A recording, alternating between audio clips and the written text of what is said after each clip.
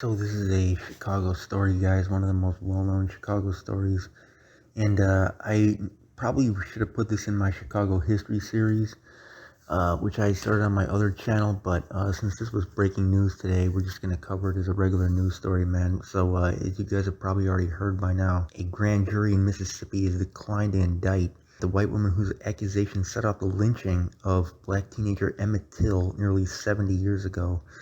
And this, he was from Chicago. He was actually from the area. He's from SDL. He's from St. Lawrence on the south side of Chicago.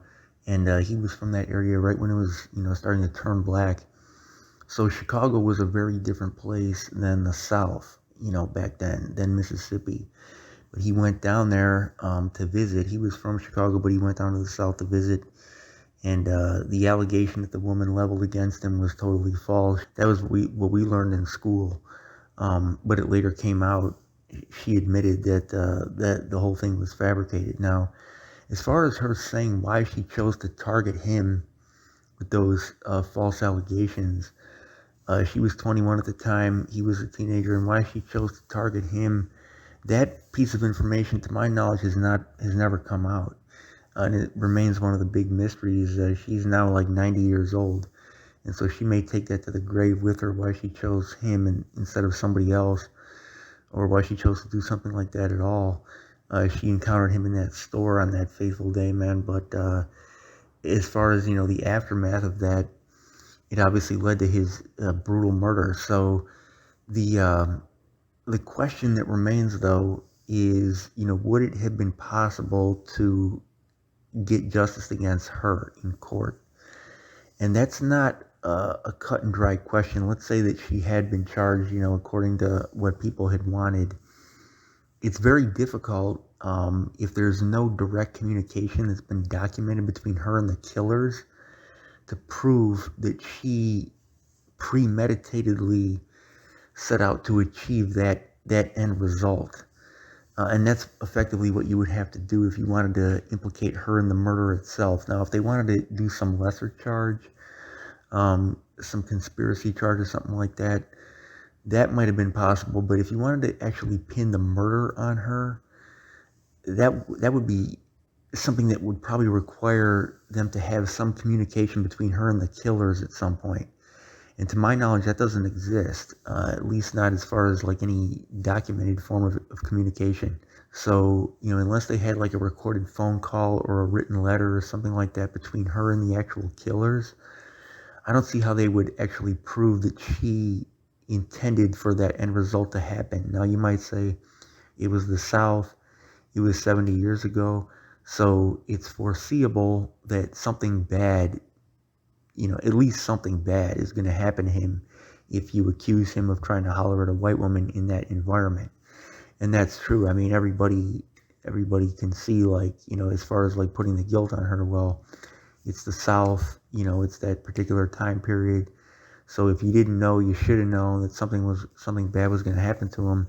Maybe not that specific thing, but at least something that was not going to be good. But again, that situation, you would have to prove that she knew exactly what the outcome was going to be, and I don't know if that's possible. An analogy that I can use, actually, that's like implicating personally, is us bloggers, okay, on YouTube. We put out a lot of information that theoretically, or I used to do this, don't do it anymore, but we have put out a lot of information that could theoretically get somebody hurt, right? I mean, we put murders on guys, we do this kind of stuff. And so the question becomes, if one of these guys turns up dead, could you put the murder on us for endangering his life by putting out this information that makes him hot? If I can use this analogy, and again, unless you have us texting or communicating with the eventual killers of that guy, that would be very difficult to do. You might be able to charge us with something less, like defamation of character or character assassination or something like that. Reckless endangerment, some lesser charge. But as far as like implicating in the actual murder itself, again, very tough. Now, again, with us bloggers, gang members, I don't believe gang members get their information on who who to slide on from YouTube videos. So I don't think that, we actually have any role in that. But, and the gang members themselves say that like, I think Drilla was asked, like, do you think the bloggers contribute to this stuff? And he said no. No, nobody's really listening to them as far as like guys in the streets. But that's just an analogy, like, can putting information out there or putting an allegation out there that could make somebody hot and make somebody a target for murder make the person who put the information out there or the allegation out there guilty of that murder? Legally, I think the answer is no. I'm not an expert on the law, but I don't think that you can do that. If they were going to hit her with some charge, it would have to be something less. So let me know what you guys think in the comment section, man. But she's 90 years old now, and no matter what they charged her with and what they got her sentenced for, it would have been a short sentence anyways, just because of where she's at in life. I mean, she's going to get the death penalty from natural causes most likely pretty soon anyways. And if she was incarcerated, she'd be put probably in a facility where it's basically like the same as a nursing home at this age. So, which is probably where she's going to end up anyways. So it's kind of a wash at this point, I think, as far as like punishing her for that. But she did at least admit to it at this point. And, as far as like the questions that remain, the big one that I have is why, why? Like, why did she choose to do that, especially to a kid, man. And rest in peace to Emmett Till. He's a Chicago legend, no matter what anybody wants to say. And, it's like I said, it's one of the biggest, big travesties of justice in American history, man. And the family, they put out a statement that was very sad. They were saying that basically these systems have been put in place, and there's, they expected the result, which was sad. They expected the result. Now in Chicago in this day and age, if it had happened here, I don't know if it would have been the same result. The system is different everywhere. The system is ultimately local. So here is a very different environment, but Mississippi is different. But I would be curious to know exactly what went into the decision not to charge him by a grand jury. They declined to indict. They said, this is being reported by KSLA News, Channel 12. Shout out to them. They said they declined to indict the white woman whose accusations set up the lynching of the black teenager Emmett Till nearly 70 years ago, most likely closing the case that shocked the nation and galvanized the modern civil rights movement. So after hearing more than 7 hours of testimony from investigators and witnesses, a LaFleur County grand jury last week determined that there was insufficient evidence to indict on charges of kidnapping and manslaughter. So the decision comes despite recent revelations about an unserved arrest warrant and the 87-year-old woman's unpublished memoir.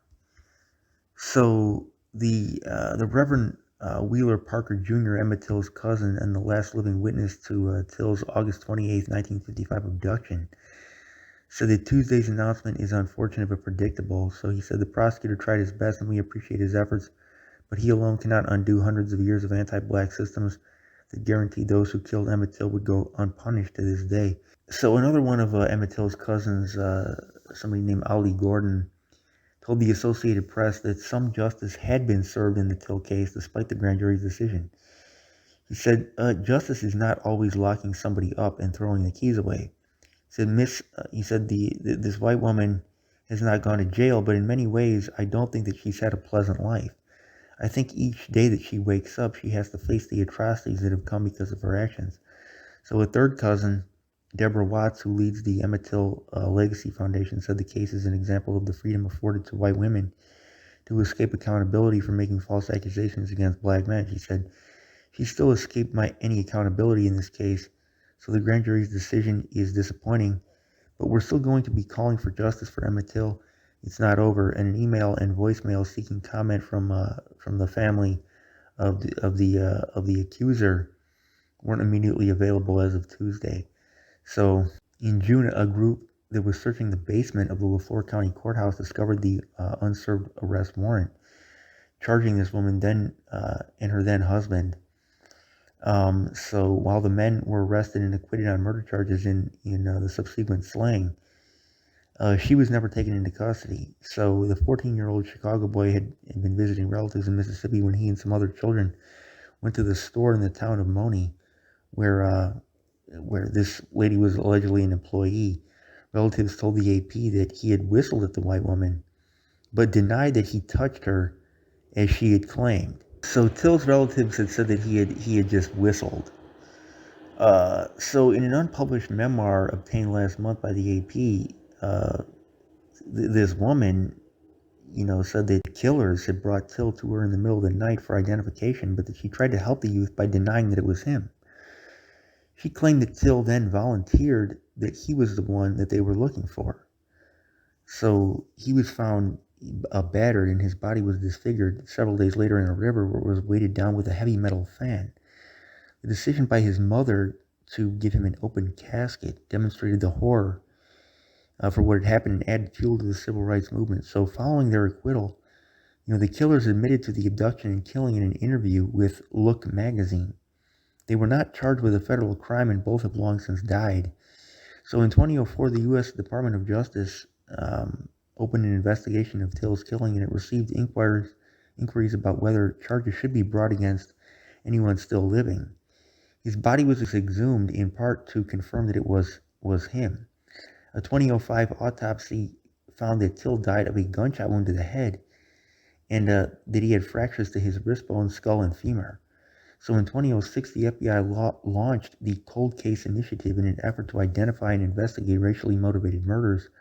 2 years later, Congress passed the Emmett Till Unsolved Civil Rights Crime Act. So just for a whistle, he ended up dead. And the whole thing about him touching her was totally made up. So let me know what you guys think in the comments section, man. And don't forget to follow our podcast. I'm going to be starting more videos on the podcast. I'll put the link to that in the description box. I've only uploaded one video to that so far, but that is video. It's not just audio like most podcasts are. Your boy Winnie C. Report, and I'm out.